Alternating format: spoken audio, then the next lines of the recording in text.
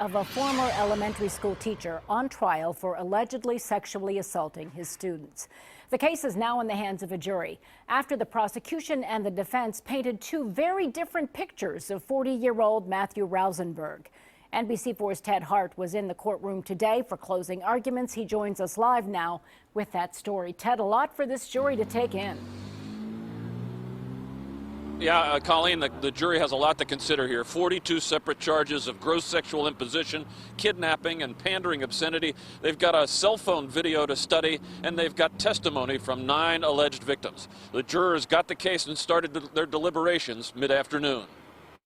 Matthew Rausenberg listened uncomfortably as prosecutors described how they say he picked out certain young girls as victims. He groomed them.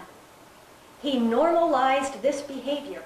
Prosecutor Carol O'Brien told jurors that Rausenberg was a rock star among students, that they came back to visit him and his classroom for years, including at least one who came back even after moving on to middle school.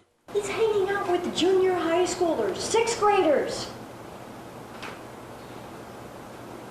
And he'd give her rides home.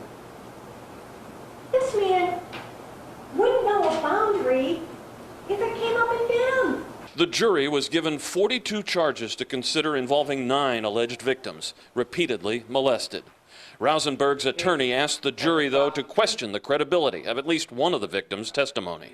She continued to go back to help in the classroom.